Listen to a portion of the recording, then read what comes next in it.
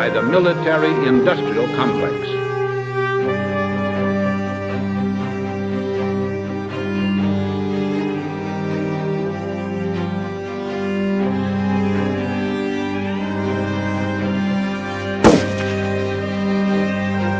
I'm just a patsy. I have a dream.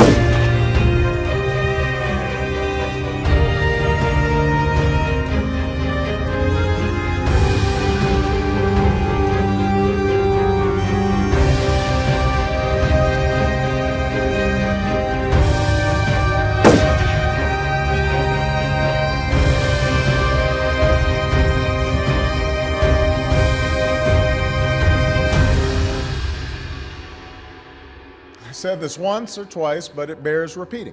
If you like your current insurance, you will keep your current insurance. You think about the Army and the Navy and the missions they run to protect the world, they run on SAP. Well, you have done a really spectacular job. I guess pretty much everybody at this table is your customer, so Exactly. that's not so bad. Exactly. So I want to congratulate Thank you, Mr. President. Thanks.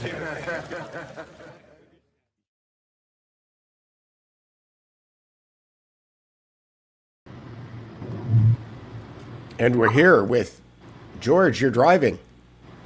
I can hear you, but you're all mangled. So let me try to get out and come back, okay? All right, and we're still waiting for Addie too. I have something I can talk about while you're driving if you want. So I got a comment this week. Somebody said that they really love the intro to the show, and it sticks in their head, and they think about it all the time. And I made full disclosure, and I explained to the person that when I edited this thing together, I was using hypnosis. So the idea is that if you use that kind of romantic music with a countdown timer, and then you juxtapose things like the sexy hardware used by the Germans during World War II with the atrocities, you'll notice that the colors switch. They go from orange to green. It puts you into kind of an alpha state in order to make a suggestion. And the suggestions at the end are Barack Obama saying, if you want to keep your doctor, if you want your doctor, you can keep your doctor. And then Donald Trump saying that everyone at the table must be a part of this team, and then the last shot is Klaus Schwab. So the beginning of the intro is an induction, and then the end of the intro is a suggestion. And so there's a reason why it sticks in your head, and the reason that I'm giving away this trick like a magician is because I want everybody to be aware of the fact that these are the kinds of techniques that people use in order to seduce you, in order to get you lured in and thinking, oh, these two guys or three guys when Addie joins us are these super geniuses, and they're going to be able to help everyone figure this out. And while that may be true, I want to make sure that everybody understands that that is a manipulation. That intro is a manipulation. It's deliberate. It's with malice forethought. And I just want to make sure that everybody has forewarning. I think things like that probably should have a warning sticker on them. So that's my stretching. And George is still driving, looking around. He's driving around Florida. Yeah, he about 3 minutes before the show started, he said he was about to be at his hotel. And George has got a lot of news because he went and he covered the hearing today, and has lots to tell us about the judge and the fact that I think it was the prosecutors that were talking about how there are many classified documents, and the judge started asking the question whether or not those documents were classified or whether or not they were documents that were marked classified, making a semantic difference, which is probably, quite substantial. And George will tell us more about that when he gets to where he's going. But until then, let me go look at the comments and see if anybody's got any questions, because First of all, hello to everybody. Producer Carrie was putting your stuff up on the screen. Wait, you're muted, George. I'm going to come back because the audio is a little bit distorted, so I'll come right back. Okay. He's leaving, coming back. Yes. George will be doing the Viva Fry. That's where you sit in the car to do the podcast. Except he doesn't have a little dog. Maybe it would be better if George had a dog, Toto, with him. And then, there he is. Better. Okay, there he is. He's driving. Yeah. So yeah, I'll get out here, and then I'll just stand next to this. See, I don't get to stay in ocean places. Well, here's the thing. Viva Fry sits in his car a lot of times. Only he has a little dog, Winston, in the car. So if you got a little dog, Toto, then you could sit in the car, and then you could do the Viva Fry thing. Don't send me. Yeah, Viva Fry. I didn't see him at the courtroom today. Yeah. But he does. He's a lawyer. I understand. And he is of the Canadian persuasion. Yeah, and so I don't. So somebody's singing. So I'll just walk out here, and you can have a beautiful view of the Atlantic Ocean. How's that? Okay, that's very good. So, yeah. So George, how was the trial today? Yeah, this is a hearing on documents, and we found out some more information. It's kind of like a drip method with this trial. Is that better? Does that turn over? Yeah. Okay. Oh yeah, you got beautiful blue sky in the background, and if you want, I can play your videos that you posted. That's probably what I should have done while you were driving around. Yeah. You never know where you're going to end up. You know what I mean, Peter? Yeah. This maybe I can just summarize. Maybe play the one that's pinned. The pinned. But he kind of a. Okay, here I will play the pinned one. Here we go.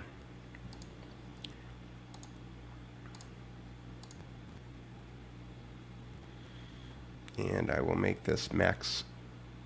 Make sure that my audio is set correctly. It is, and we will blow this up. Okay, George Webb here at West Palm Beach Court. I think they're waiting for the government or the president's attorney to make a speech. Trustee did a good job. Mr. Bratt for the prosecution, DOJ, really good job. Both sides advocated well. Equity powers of the court was the jurisdiction that came up today, and talked to us about, the judge candidate said, talk to me about irreparable harm, talk to me about no remedies at law. There was quite a bit of discussion about executive privilege. We found out how many documents there were. There's 540 or 20 pages. There's 64 sets of documents that have been characterized here. So they said about 100 of those could potentially, the filter team who worked directly for Mr. Bratt, thought that was interesting. That was made, a trustee said, hey, of all the people you could choose for a filter team, you chose somebody who was your deputy. So it didn't seem like an arm's length filter team, but there was about 100 documents that could be considered under attorney-client privilege, and then potentially more documents under executive privilege. The Presidential Records Act trustee mentioned that it could be a 12-year cycle, a 12-year negotiation about what belongs to NARA, the archives, and what belongs to the president. So Obama took 33 million documents, of course the Hillary Clinton emails everyone thinks about. So there's a lot of leeway here. This process has never been politicized or criminalized before, and that's the point that Trustee made. Trustee did say he had a top secret clearance, and he said a lot of folks, I talked to these guys earlier, Blacks for Trump, they came up from Miami, so that's an interesting barring of the door here. So I would say that the government certainly struck back, Trump certainly struck back today. First time we heard really Trump's lawyers. And we really heard only from Trustee mainly. So I think a good performance. I think she is going to appoint a special master. She's going to review that and release that. Of course, the detailed itemized inventory was also released, and we'll be reviewing that as well. All righty, a lot to unpack there, George. Yeah. Well, I think the first thing was, the defense, or actually the plaintiffs in this case, are actually Trump, because they're suing under a provision that Rule 46 that allows you to complain about how your search was done, illegal search was done on your house. So civil rules of procedure, I believe it's Rule 46. They talked about a lot of other things, but that basically allows you to challenge the warrant that a judge has found probable cause. And this is the first time we found that, for instance, there was 520 documents. We didn't know before. By using what we had before was, there's top secret, classified, and secret. So all three classifications are at Trump's place. Well, and then we find out, it's 186 documents, and there's 23 top secret, and there's 46. So it's just drip, drip, drip, and makes Trump seem very guilty. And then there's this picture of what I call the carpet spread, sort of the Minority Report, where all three colors of the secret, top secret, and classified are all color-coded on what they call these cover sheets. It's my favorite guy here. He's going to go back and forth. And they're spread out like Minority Report with Tom Cruise. And that makes him really look bad. It's like, clearly these are marked. But you're only getting one side of the story in all these leaks. You never get to hear the opposition. And a very interesting... And why is that for the audience? Well, because they haven't indicted Trump. So you don't have an initial hearing, so that we're going to just leave Trump in limbo, and we're just going to drip more and more things that look very incriminating. But this challenge was, and this is what I was recommending from the very first time, is, hey, and this came up in the court today, why did you wait 13 days to file this?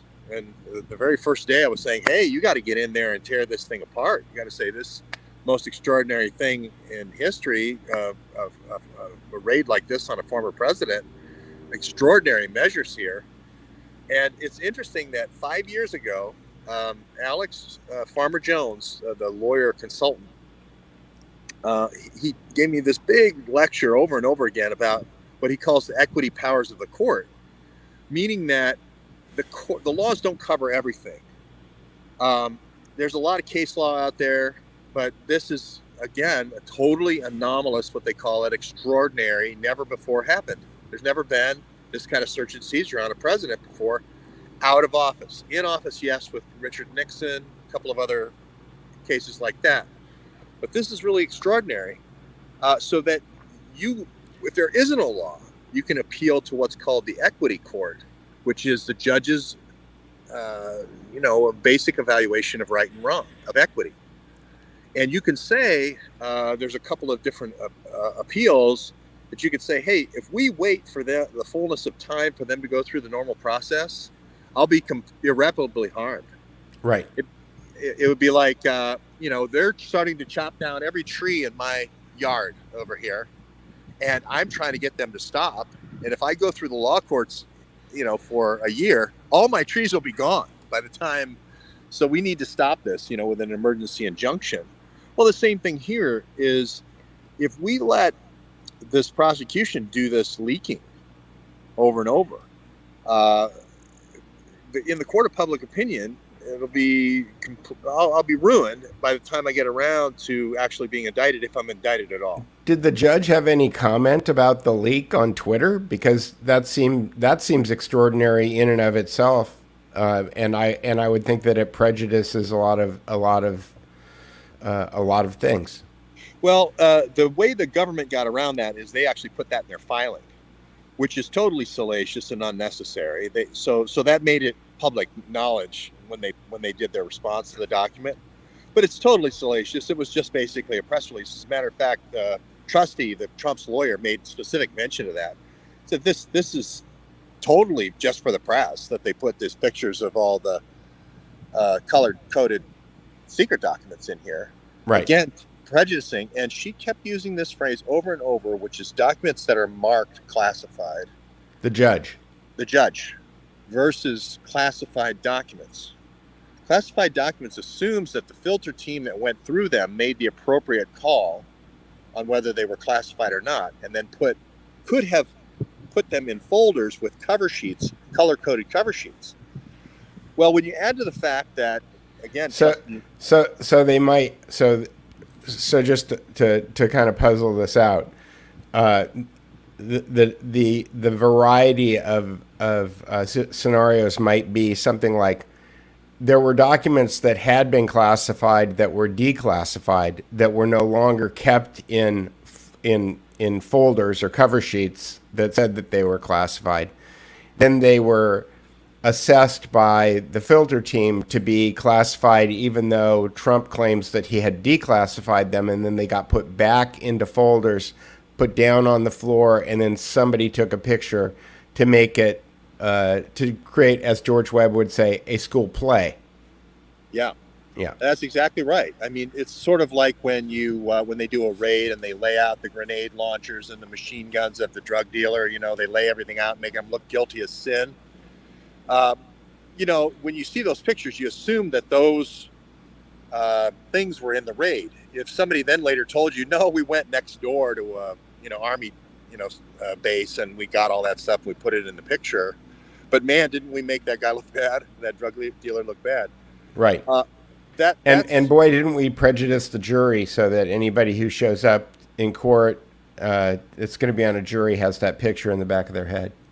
Yeah. I mean, this is another thing. And then when they came out, the filter team, the way that works supposedly is the 50 guys and women in FBI windbreakers go out and get all the stuff, right? And what's supposed to happen is a filter team is supposed to go in first and look at the warrant and go, okay, we're going to mark that privileged. It looks like that's papers to Trump's attorney, trustee. Oh, this is another box here. It looks like Trump's papers to attorney Corcoran. Here's another one to, I think her name is Allegand or something like that. There was another attorney there. Okay, and then mark all this privilege stuff. And that's supposed to go away on a different truck into a different safe in Washington. And then what's left over, the case team gets, that gets taken back. And then the filter team's still supposed to go through those case team boxes and weed out what they shouldn't have. So the first filtering mechanism is what's called attorney-client privilege. So anything to an attorney or to a law firm should be set aside. And they said it was about 100 documents out of the 500 that met that criteria. So how did that number get leaked out into the press? But still, they grabbed privileged documents. That's what the DOJ says. They grab privileged documents. But well, is that part of the warrant to grab privileged documents? Isn't that like when Michael, what's his name, when the FBI raided Trump's attorney in New York? Well, that's what the filter team is for. The filter team is supposed to mark off, and the guy, we actually had the filter team attorneys in the court testifying at the rostrum, and that's what they said is they marked everything off. Of course, after these raids are over, all the procedures were totally followed by the letter. But what I'm saying is we found out that because it should be this arm's length thing, you're supposed to get somebody on the filter team that's an attorney with the appropriate level security clearance. Yeah, security clearance, but you don't go get your deputy to do it. And why don't you expand on that a little bit for people? Well, it came out. Trump's lawyer brought up the fact that hey, you could have done anybody, even somebody in the DOJ out of the 10,000 employees of DOJ, but you picked your hand-picked assistant. You picked your deputy to do this. Now it really starts looking like, hey, wait a minute. This was, hey, go get a bunch of red, orange, and yellow for the different classifications. Anything that looks close, put it in the right filter. We'll spread it out like, Minority Report, and we'll make it look like the gun dealer, weapons cache. That really leered in when the judge put those two things together, or at least didn't quite paint it that way, but she did say documents marked as classified over and over. So I think she's setting up in her head why there should be an independent person rather than Brat's assistant doing this filtering. Correct. Yeah. And it really should be. So they'll bring in Bill Barr, right? Well, yeah, he probably has clearance. Trusty said he had a top secret clearance, and Yeah. I'm like, why not make it Trusty? Because you had your guy go through and handpick. The thing here that's important is not just classification level and clearance level, but also context. If you watched our channel, you would see an innocuous email from Virginia Benassi at the Wuhan Institute of Virology on September 11th saying we had a leak, and it would be going to Matt Pottinger. Okay, someone looking at that might see that it's a secret document or whatever, but not know the context of what that means. This could be the Wuhan coronavirus cover-up, right? They wouldn't necessarily know who Matt Pottinger was. They'd figure he had a secret clearance because he's getting a secret email. They wouldn't know who Virginia Benassi is. And so they would just basically say, hey, that has no significance. Let's classify that. Let's take that away from Trump because it was classified at one time. Trump may have very well had his lawyer look at it for the exact reason and declassify it while he was president for that exact reason, for his own defense. If someone tried to come by later and say, hey, to try to pin coronavirus on him and say, hey, you were told on September 11th by Virginia Benassi that there was a leak at the Wuhan lab. And you were told it was the next 1918 flu. And you didn't do anything until the travel ban in January 31st. So Trump may have kept that document, for instance, to protect himself. That's just one document. They said there was 64 topic, kind of back and forths in these 520 pages, if that gives you any idea. So I don't know. There was two sets of inventory. So the other thing that Trump complained about is not having an inventory of what was actually taken. There was just very general level things, classified documents, top secret documents, secret documents. But this one is actually, they presented and gave the attorneys for the first time, Trump's attorneys, a detailed inventory, which they said they were going to make public, both teams. And then there was a second list, and this is the confusion on the internet, that the filter team went through. And the filter team, what Trump didn't want to put out the second list, the second inventory, because it would include all the filter team's judgments of the documents. Right. And the coloration, literal coloration of the documents. And the Trump didn't want, well, now the internet's ablaze of, well, I thought Trump was for transparency. He wants to bury the inventory list. Well, he wants to bury the filter team's inventory list, not the general case team's list. So right, just little right, because their judgment is their judgment about whether or not the things are actually classified or actually top secret is in play now, right? That's, yeah. And the other, there was a lot of discussion also on executive privilege. And is Addie here? Oh, I'm sorry, Addie, I couldn't see you. When did Addie join? About a minute and a half ago. Oh, okay. Yeah. I want to welcome him. I'm sorry I couldn't see him. No worries, George. I was just listening to you. I have to announce though that our new book is live on Amazon, at least in the ebook form. The paperback form is still getting approved by the overlord, so you have to wait on that a few minutes. But the ebook is available for purchase if you want to support my and George's work. And yeah, it's mostly George's writing, some of my writing, all of my editing and annotating and so forth. So it's good collaboration, I think. It is very good collaboration, and this is kind of like the best of both worlds. And I think the ebook's $10, $5 of it goes to Addie. I think the paperback is going to be about $15 or $16. All $5 goes to Addie, and we have to sell. Well, half of it. Because doesn't Amazon take a part too? That's what Bezos takes most of it, unfortunately. But this is the world we live in, folks. Here we are. This is the take. I'm telling you, Addie's take here. My point is, we have to sell 600 books because we have to for Addie's car, for the $3,000 car Addie just got. Have you driven the new car yet, Addie? No, I was writing all day, actually. Oh, good. Yeah. Well, Citizen Journal is out there. Oh, you're going to go to Amazon, Peter, and look at. There it is. Wow. Look, there's a famous guy. Wow, shockingly average guy there on the front, but the blue filter really helps it make it look like I'm doing something exciting.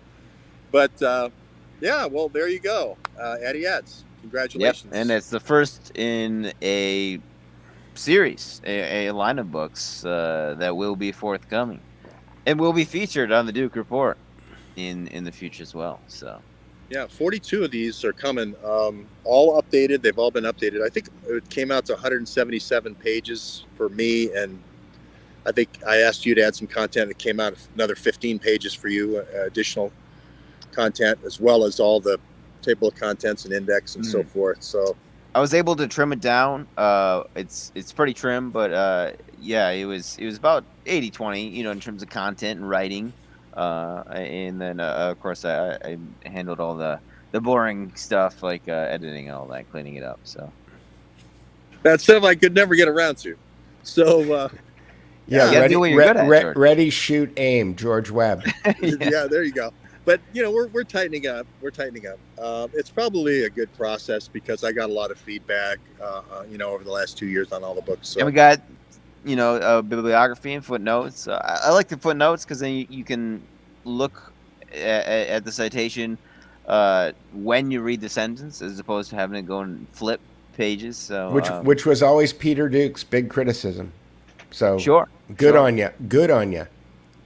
Yeah. And other stuff. Too. We do assume a certain level of understanding and intelligence from the reader, so we don't insult them that way. But nonetheless, we do add some sources. So yeah, the sourcing is great stuff,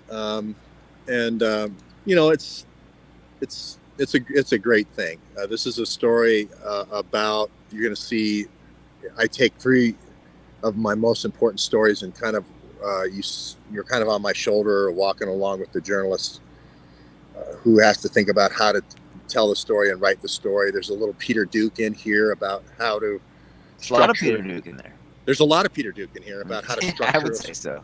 Yeah, there's a lot of Peter Duke, how to structure a story for the most synthesis and understanding and so forth. So it's a really good book if you're out there and you have just a friend who wants to go into citizen journalism. This is a first good book, or if they want to go into citizen journalism, it's a first good book to get. And wow, there's somebody from Sparta, Wisconsin checking in. I recognize them, Agent Orange. I've actually been to the history museum there in the county. It's pretty interesting. So shout out to my Wisconsinites checking in. Where's the Sparta located? It's like what's that? It would be like West Central Wisconsin. Kind of like it's like close to Monroe and Vernon counties. But that was no Wisconsin geography. I remember... Gary says, have me do the audio version. Gary, here's what I do. I highlight the page, and on my Apple computer, I hit Option Escape, and then I have the computer read it to me. And by the way, that's pro tip, Addie. That's how I edit all of my own work. Like I'll write stuff, and then I'll have the computer read it back to me. And Amber just showed us this new app called Speechify, which you can get on your phone. Yeah. So that's a good one if you want to have it narrate a guided tour of Atlanta, for example. It's a good app to have. Yeah, Speechify works with all the apps, and I really agree with Peter. I didn't think that worked, but hearing your own work read aloud, especially things like awkward sentences, really jump off the page. So. I prefer Daniel. He's English and he's kind of a little erudite voice. Okay. And I play him back at 1.2 speed. It's just a little bit faster than it gives it to you. And yeah, I can read whole books. I have Kindle read me. I have books on Kindle read to me using the text to speech. It works pretty good. Yeah, and some people want the voice actor to perform and so forth. And I was Well, somebody that's always my first choice. Yeah, and I might do some of the narration. I'd rather go through some of these books and kind of have a book club for people who want to do the research, to continue the research in these various areas. Yeah, one thing I started to do, and I probably should have picked Virginia Benassi instead of Matt Pottinger, but I downloaded that app, The Brain. Actually, I tried to do it on the web version of The Brain, and it was driving me crazy because I don't really know how it works. My old favorite mind mapping program is called Mind Manager, and I've given Mind Manager, I've probably given them thousands of dollars in my career, and I just have a version on my machine that I just like to open up and have it work. And the new operating system comes out and the old version of the software doesn't work anymore, and they won't upgrade me. I have to join a program where I pay them like $169 a year in order to use the program. I want to make 2 mind maps. So I'm tearing my hair out a little bit. But what I was going to say is that maybe I can share my screen at some point. We can put together like a Virginia Benassi mind map, or put together a Matt Pottinger mind map, because I was going through all of the stuff that I wrote. I wrote down everything that we were talking about, and I was trying to put it into a mind map. But I realized that if I was doing it with you, it'd probably go a lot faster. Well, yeah, and people don't realize, when you're trying to get classified information or secret or top secret information, it helps to have. Nobody's going to give you any documents like the movies. It helps to have about 60% of the story, and then you can kind of say what you think, and then they can go, I don't know, that doesn't sound right to me, or they can go, you're on the right track. Well, to me, putting together a mind map is like having eight colors of yarn between the same 2 pins. It's like you put it out there as a map, and you go, okay, well, this is all real. Tell me what's not going on here that I'm missing. Yeah, I mean, if this was, you put, let's say, a little picture of Virginia Benassi in the middle of a thing, we would have an orange yarn around UTMB for doing the training. We would have, another orange yarn going around the WIV for doing the training there. And we would have blue yarn going to NATO. We'd have blue yarn going to the WHO, and we'd have blue yarn going to the Wellcome Trust. And when people see that, they go, wow, that's a lot of stuff. And then we throw the viruses up there, and you say the worldwide top team for, let's say, well, we know Zika, we know Ebola, we know coronavirus, we know she writes the blueprint in the SAGE group. She's in the top SAGE group with Jeremy Farrar. You start doing this, you go, this can't be one person. This has got to be a Dropbox. And beautifully, what happens is, the tell to me is that the picture of her is a stock photo, right? Yeah, that's another one. I mean, it's I think they went to a little bit of, they got a. I do believe she is a lawyer. I do believe this lawyer person, this PhD in science, did go get a degree. But I don't think her name's really Virginia Benassi. Her may be Prezioni, or the one that we always find right next to Virginia Benassi listed. But they may have said, we need you to be a observer for some reason to guide how our EU money is being spent or whatever. And we're going to give you this tradecraft name. Or maybe you're a courier and you're carrying a thumb drive in your purse. And then they say, okay, if you've got the same name as the head of NATO intelligence, or you have the same name as the head of Italian intelligence, maybe that's okay. Then that's the wink. Yeah, that's the wink. That's kind of like the, okay, let them through. We don't know, but I mean, there is one document out there of her graduating from this Reggio Emilia. I went to Reggio Emilia this summer, so maybe. But again, 2.5 years, no production of this. But the important thing is, 2.5 years ago, also we have the interview with Donnie O'Sullivan, where I get done talking about the cyclist, And then I move right into, hey, this Virginia Bonassi and this memo, this September 11th event, and then he cuts me off. I don't want to know anything about that. Cuts me off. You can hear it on the phone call. I just want to know about the cyclist because I'm going to write a smear campaign to say that you only mentioned the cyclist. Right. So that's sort of the same thing that's happening to Trump here. It's being kind of compartmentalizing the story we want to tell, throw out any of the other information that actually is the complete picture. I guess I call that context. Yep. And context is what has been missing. We got a little bit more context today. It's like one of those pictures where, the one person develops in first, and you think that's the story, but then the second person develops into the picture, and then you can see that the situation's different. Context is the number one thing that has been missing from journalism for 30 or 40 years, maybe longer. In fact, I'm not even going to. I'm just going to make a blanket statement and say context is the thing that, as long as media is controlled by oligarchs or whoever it is that's in control of it, context is almost always missing. And the thing that we really bring to the table is context.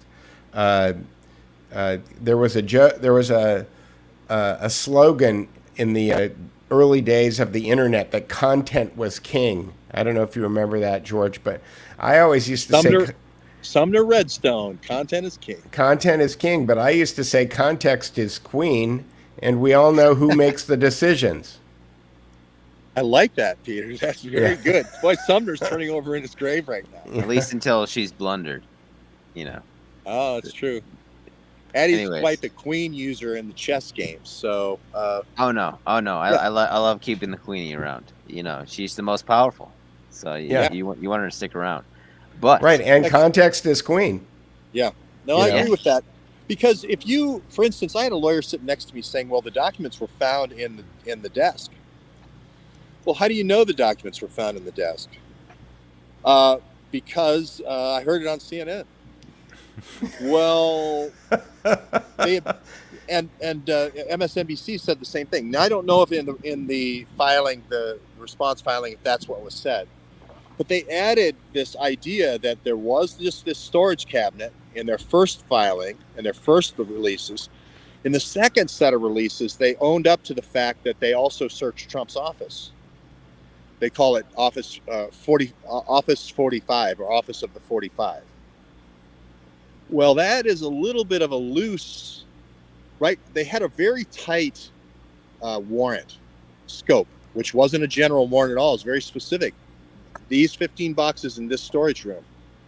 But then when they released their second response, all of a sudden this Office 45 came into the picture, right? Which could be anything. It could be Trump's desk. It could be the office where he meets with people. And this is how Melania's bedroom ends up getting searched, right? Is because of a very general interpretation. It's also how you can go from one box to another. This is, the trustee said, this is the colonial. This is how colonial warrants would have been written. Go through the papers, look through them all, and then find out where the, You mean pre-Constitution? Pre-Constitution, yeah. Yeah. It's like, go from approximate search or proximal search. It's like, well, you didn't find it in those 15. Well, why don't you go to the next room and the next room? And that's a general warrant. So that came out today. This whole Trump Office 45 thing, how does Melania's closet get interpreted in? Those were the two things they said in the warrant: Trump Office 45 and the storage boxes. Right. But apparently the safe may be in Melania's closet. Maybe that wall, but I don't know that to be true. But I mean, we're getting drips and drabs, and you can make it look any way you want if you do it that way. We're getting fed the information through an eyedropper. I saw this with Trump Russia. This is how the dossier was presented. This is how all the impeachment stuff was presented. And then finally, when the guy finally has some adversarial response, nobody even remembers. You've been convicted in the court of public opinion. So what were they there to decide today, George? Wait, They were there to decide whether a special master would be appointed, which is an impartial person to go through the data. Right. And one of the reasons they gave the inventory to Trump's team is so that they wouldn't have to do a special master. They could say, oh, okay, if you want a special master to inventory what we got in the search, here it is. And oh, by the way, I'll give it to you right now, so that obviates the need for a special master. But Trustee, the Trump lawyer, did a good job of saying, well, we haven't gotten over this question of executive privilege or attorney-client privilege. We need somebody to go through first on the attorney-client privilege. There's 100 documents out of 520 that may be attorney-client privilege. But then executive privilege could be everything. There's an interpretation of the Presidential Records Act that the president has up to 12 years after office, right, to negotiate and move things back and forth to the archives. So, and she mentioned that. She said, well, if there's a reasonable amount of time since the person's been in office, they could have any kind of documents they want, because he used that office as the president. Correct. Right? It's not like, oh, he's over here and 100 miles away and he stashed him in a vacation house over here. That would be more, hey, wait a minute, you're obstructing justice, you start moving it. But if you listen to the talkies out there, they're all talking to adding obstruction of justice. Right? They're the ones who changed their warrant, kind of on the fly, not Trump. So, right. So what's next, and where do you think this is going to go?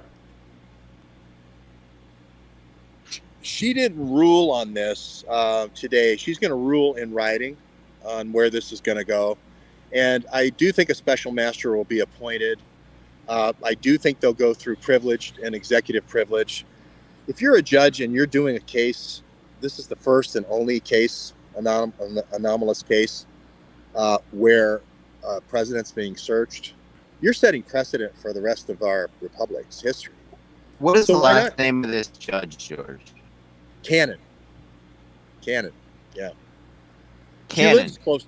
Cannon, yeah. She actually is from where I'm standing. That's why I came here, to show you where the judge lives. I'm not stalking Cannon the judge. or Canaan? Connon. Okay.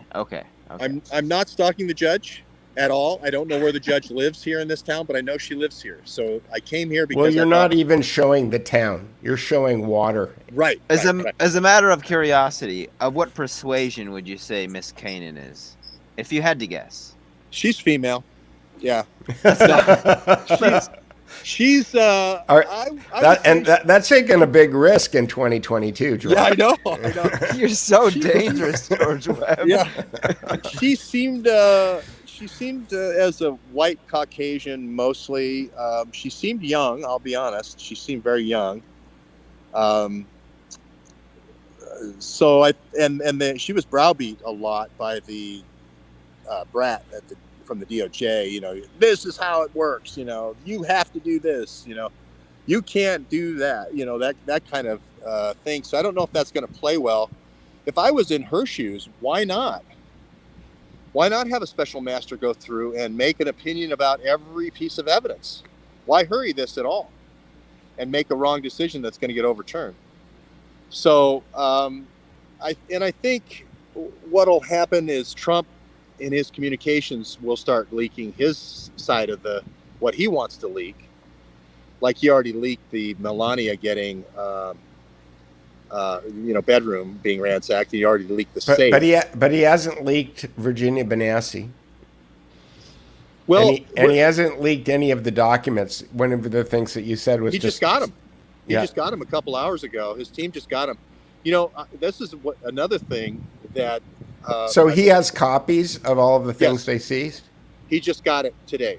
Yeah. Okay, He just got it. including anything that's classified or top secret or. Yes. Yes. He got everything. Yeah, they got everything, and now they can when they know what they took, they can now present. This is not what they wanted. I mean, the DOJ people really didn't want the special master for some reason, because I think what's going to happen is you're going to find they falsified some of these classifications. I saw fear in everybody's eyes. Hey, I'll give you anything you want if we can just not have a special master. And I think that's going to be a troublesome area. Privilege is going to be another area, because if let's say it's Trump's office, that's the White House. This is the Southern White House, okay?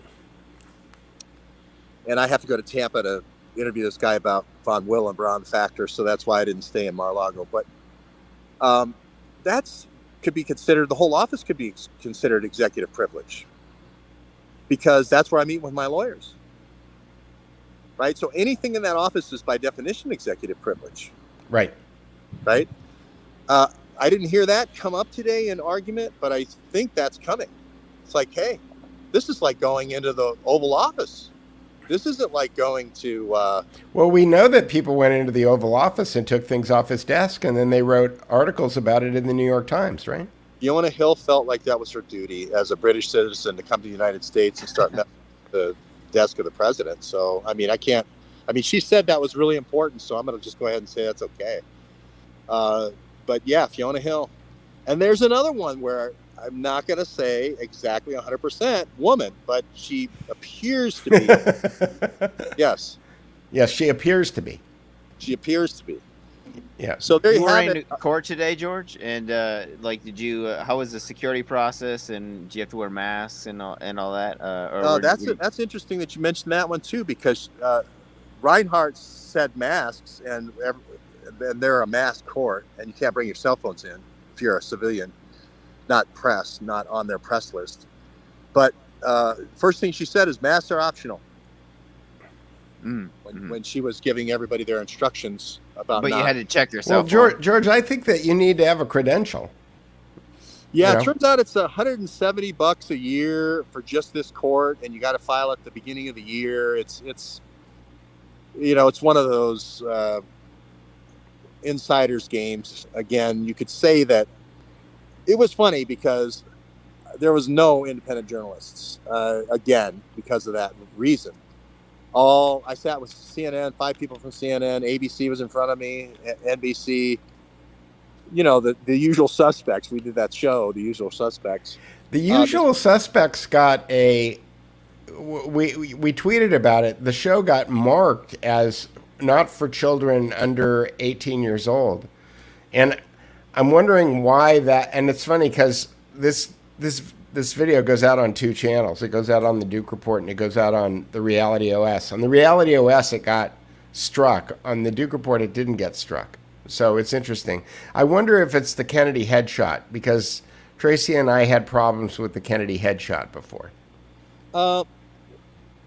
Wait, you're muted. Sorry. I think the way the Section 230 reporting goes is under the court order to Google and then YouTube.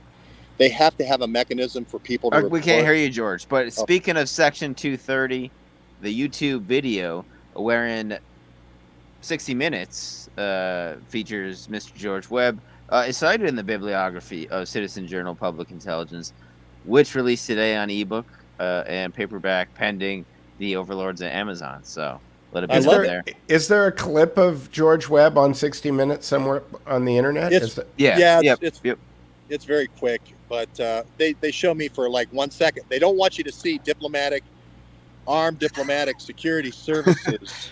They call him a hoax peddler. I'm guessing that's a hyphenated adjective or noun. I don't know. Interestingly, there's only 2 bullet points for the cyclist, and there's only 2 things I say.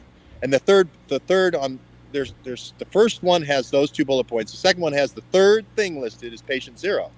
I guess that'd be hoax peddling if it was an adjective. That was a couple days later, but they didn't cover the first thing I said about her and the second thing I said about her. U.S. State Department active armed diplomatic security services personnel, right? And the other thing is work for the Supreme Allied Commander of NATO. Now that sets things apart from the normal athlete, and that's a part of context and part of the story. And Giuseppe's LinkedIn is in the bibliography if you want to check it out. Is it really? That's very cool. It is. $9.99 ebooks, $15.99 paperback. So there was a Fireside Theater where they were doing a radio show, And as they were talking about different things in the story, there was an ad that would read. And Bob and Ray, I think, had it. They talk about a duck, and then Ray would say, "Our new rubber ducks available for sale. $2.99." All along. And finally, Bob flips out. He goes, "You're just reading ads as fast as you can." So anyway, but Eddie, that is funny. So I forgot what I was talking about, but we'll leave it there. Yeah, I forget what you were talking about too. So do I. You were talking about the special master, I think. Does anybody remember what we were talking about? Well, that's definitely what they want, and that's what we were talking about. We were talking about the panic of the special master going through the room, and then I asked you whether or not you were in the room. Addie asked you what the rules were for being in the room, and so we were trying to frame that whole being in the room thing. Yeah. Oh shoot!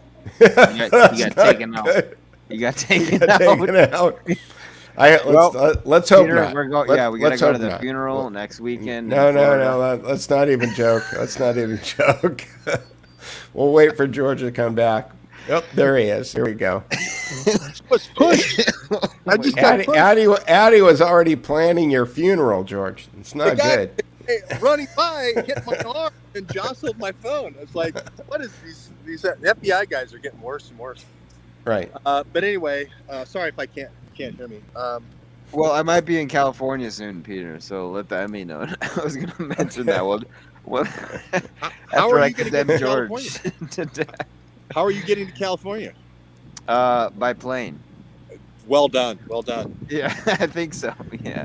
Well, so, definitely look at the WordPress. I'm trying to come your way though, George. I'd rather be in Florida right now.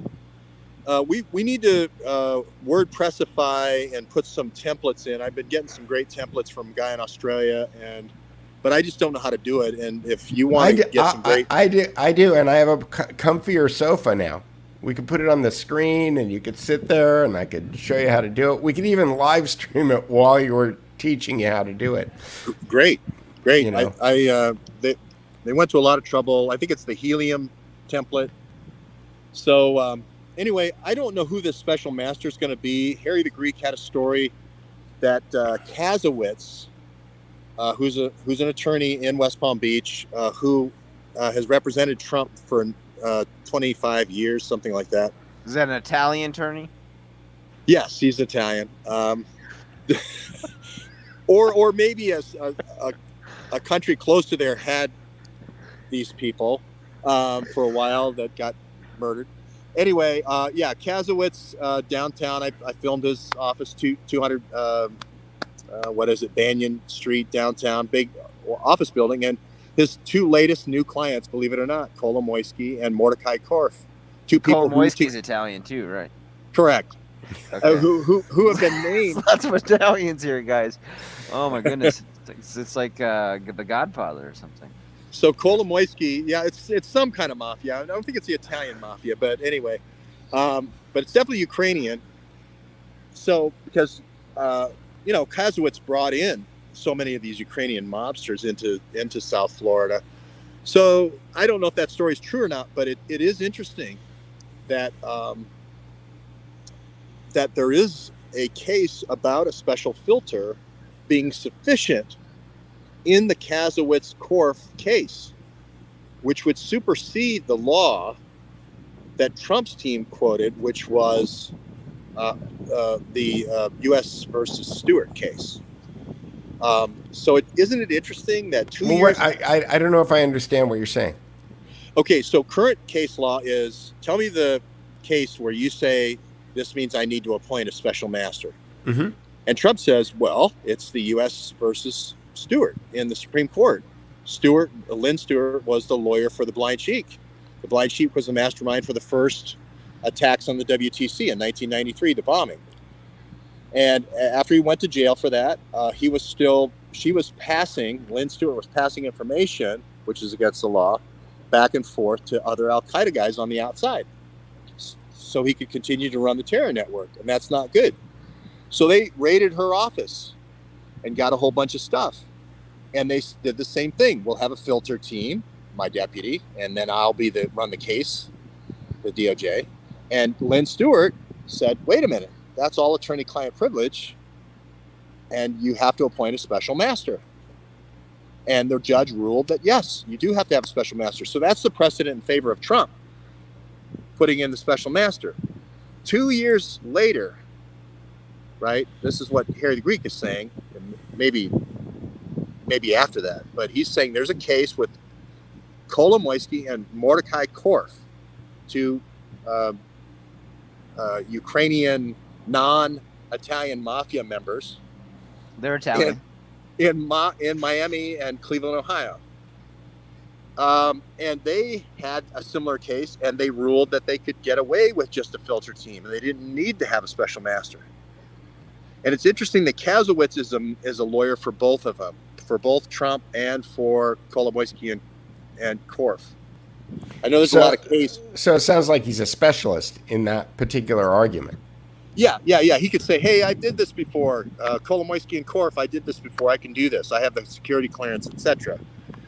And especially if this email or whatever these privileged documents are, if there's, let's say, a Ukraine folder, I'm saying. Do we know anything about this Kasowitz guy? Do we know where he went to law school? Yeah, is he from the Ukraine, or from Ukraine, or is he from the United States? No, he's from the United States, I think, but he does have ties to the Ukraine mob and so forth. He's a Miami lawyer. He has chased people, and he said he would kill them late at night. He says, I've got your number. I'm following you, to journalists and stuff. He's a very threatening guy. The attorney. Yes, like Kolomoisky. But that just makes us go to his house or in his office, and film him. So every threat, you get the camera. Does he live near that canal? That you were at a canal a couple of years ago. Not this canal, but there were houses on the canal. Yeah, he may live in the Sunset Islands. There's 4 little islands, but we haven't run that down yet. He may live in Key Biscayne, it's another little island. So is that a red flag at all, that we think this guy is kind of like a mob type character, and he's Trump's attorney? It's like, he's probably a good guy. Yeah. Well, the part that always throws people is Trump has a lot of lawyers for a lot of different things. Yeah. Right. If I have like the Trump Hollywood Hotel, which is Kasowitz's one, and there's like 5 or 6 different ones that Trump has down here. That I could have one Miami attorney do that because they're familiar with the real estate law down here. Then I have another guy over in Europe, and another one in New York.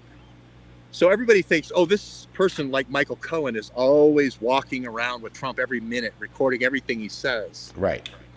And this guy ended up working and bringing a lot of these mobsters into the Trump Hollywood Hotel. Remember all those guys that ended up dying? Well, it's the Trump, the condos.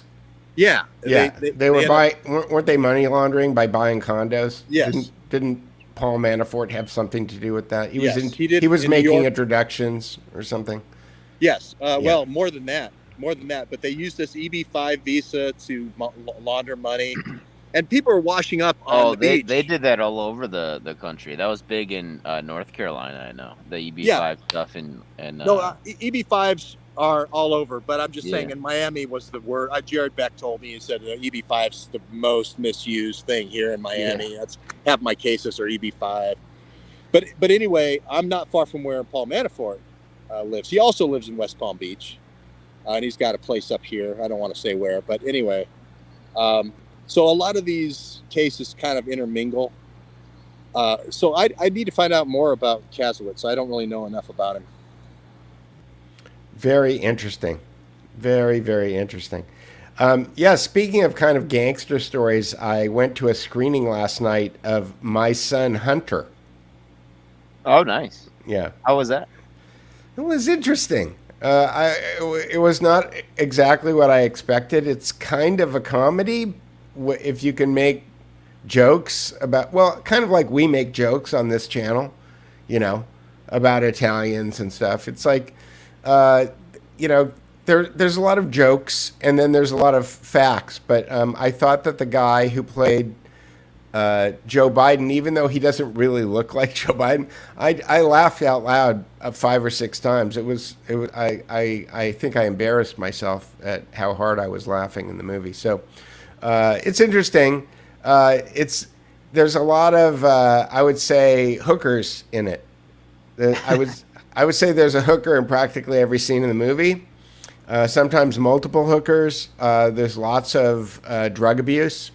There are some very, very funny scenes where Joe Biden pulls Hunter out of the Chateau Marmont Hotel and pulls him into the back of his limo and gets Hunter to explain to him what's exactly on the laptop. Like, Joe flies to Los Angeles and pulls Hunter out of the Chateau Marmont to ask him directly, Hunter, what is on the laptop? And so the scenes where Hunter is explaining to his dad what's on the laptop are funny. I got banned off Instagram for 30 days because I shared the trailer for that movie. So. No way. Yeah. If I made that movie, it would be totally different. It would be Cofer Black saying, "Now, Hunter, you got to go in and sign that paper, and we can't be in there with you. You have to find this place where it says sign here, and text us on this BlackBerry, and then throw it in the trash after you're done." Okay. And well, maybe we should write a screenplay then instead. Eddie, do you want to play Hunter? Because Breitbart does have this. They do have this. You know, it's funny because one of my arguments about Breitbart after Andrew passed away for years and years and years, and I used to go into Breitbart and talk to the people at Breitbart and kind of, used to yell at Bannon about this stuff, which was, Andrew said that politics is downstream from culture, and they go, yeah, and I go, how come you guys don't do any culture? And it was like, what do you mean? You don't make movies, you don't make videos, you don't make TV shows, you just spin the news. That's all Breitbart does. You don't do any culture. So apparently My Son Hunter is their first. I guess the Daily Wire put a shot over their bow, and so they've run out and they're distributing this movie. So now I think it's a good idea, but I don't look like Hunter Biden. So well, the guy who played Hunter didn't really look like Hunter Biden either. I'm too old. Just going on ages, if we have a father-son team here, it's either Peter and you or me and you. I don't think you and me make people too much difference in height, I think. So I think maybe you and Peter. I'll be like, I don't know. I'll play some like drug trafficking role or something. I think that'll. You could be one of the Ukrainian mobsters that gives him a BlackBerry. Hunter, use this BlackBerry. Yeah, Citizen Journal available on Amazon, $9.99. Yeah, paperback coming soon. Oh all yeah, right. Yeah. What was the? I'm gonna go eat some chicken though, guys, and then I'm gonna do some more writing. So okay, thanks. I'm trying to cut myself off at an hour. So okay, okay, we'll see you guys on Sunday, right? Yes, Sunday. Yeah, we could do Sunday if you want. Very good. Wait, no, is that the norm or what? I don't know what Yeah, Tuesday, Thursday, Sunday. Yep. Producer Carrie is saying yeah. Yep. Okay, there we go. Okay. All right. Thanks. So yeah, isn't it great that we have Addie do the ads? I think that's just beautiful. It is. He's like Ed McMahon on the Carson show, right? He would come out and sell you Alpo dog food while Johnny was taking a break, changing. Yeah, it's good because that way we could take breaks. Like I love it. Yeah. I love it. And all the money goes to Addie. It's for citizen journalism. I decided rather than trying to build a school and,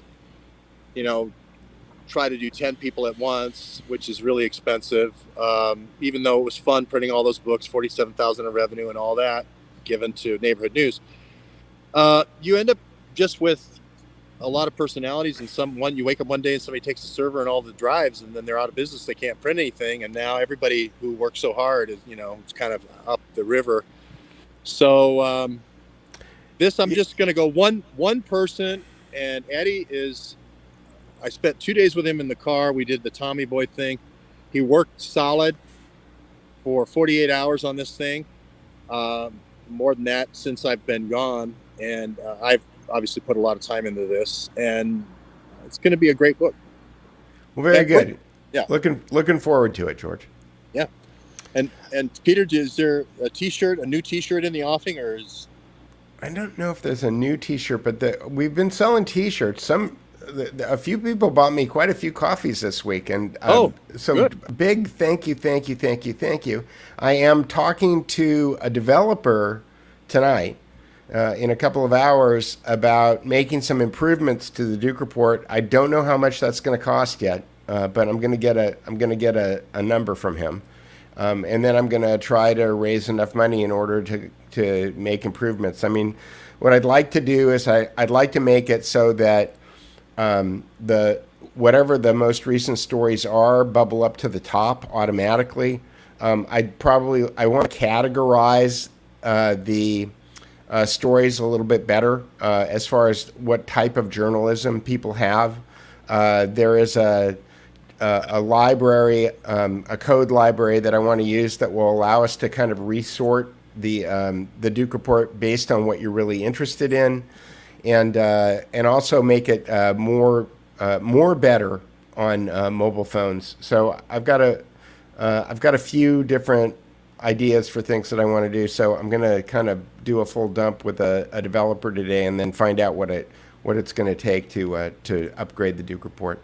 Also, for anybody listening, one of the things that I've noticed, I look at the Duke Report more than anybody else because I'm on the Duke Report all the time, and I have an issue. It's a technical issue, and the technical issue is that the more times I look at the Duke Report, the slower it gets. And I can kind of get, by looking at my statistics, which are not Google statistics, I don't use Google, I can tell that some of my most loyal followers on the Duke Report actually are having the same problem that I'm having, and I think it has something to do with caching. So if you're out there and you're having issues with the Duke Report loading slowly because you're a one of the best customers, let me know somehow. You can send an email to me at contact@thedukereport.com. Erase your history, and erase your cache and clear your cache in your browser. That may be something that you could do. I've tried it, and that's one of the things I'm going to be talking to the developer about today, because when I go and I do the speed tests to find out how fast the Duke Report is for most people, it's very high. The Duke Report loads very quickly for most people. There's some pages like the book page that take a long time for me, and I'm not sure whether or not that page takes a long time for other people. So, anyway, I'm just putting that out there. But if people want to take care of Agent Orange, bought a couple of based in the 7 Deadly Sins. Oh, 7 Deadly Sins. We do have a new shirt. I'll show you the 7 Deadly Sins shirt. Although, let me see. I've got to see if I got a tab. A appendix in our book of just all the different Duke T-shirts that you can get, and with QR codes.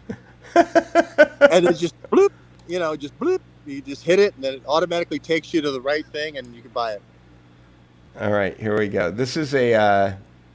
Let's see if we got the 7 Deadly Sins. If you send them to Addie, you probably can. I think people wouldn't mind a little catalog at the end.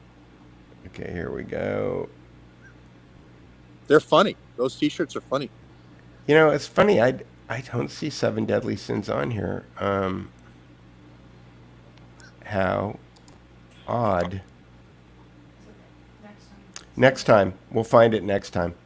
All right. I don't know why 7 Deadly Sins isn't there. Maybe they took it down. Maybe it's a collector's item. Okay. What? Producer Carrie will be mad if they took it down. Yeah, 7 Deadly Sins was pretty funny, but maybe the joke. It took them a little while to get the joke. All right. With that, we'll see you on Sundays. Well, Peter, I wanted to tell everybody they recognize me now everywhere in Florida. They don't charge me for coffee. They don't charge me for rent a car. They don't charge me for my hotel rooms. So you can take that piece off down there at the bottom with the Venmo and the PayPal. No, actually, they still charge. No. I don't think that's true, George.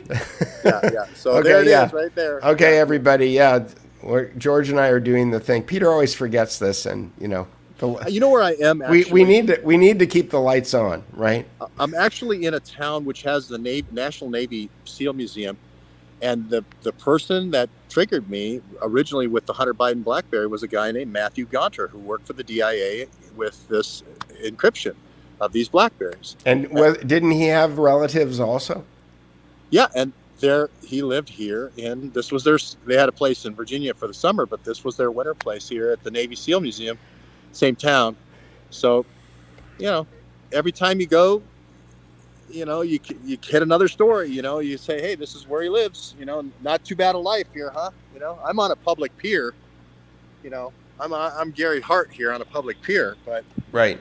He had the nice. Was it Donna Rice? Was that the? I think it was Fawn Hall. No, wait, that was no. Fawn Hall was Oliver North. That was the KL-43. I'm trying to think of all the people with encrypted devices, beauties that had encrypted devices. I'm trying to come up with a good idea, a good design for a honeypot slaughter pen T-shirt. Also, we'll get there. Yeah. Okay. Okay. All right. I'll let you go. Take care of George, everybody. Take care of George. Yep. Thanks, Take care everybody. of George. All right. See you later. Bye. Bye-bye.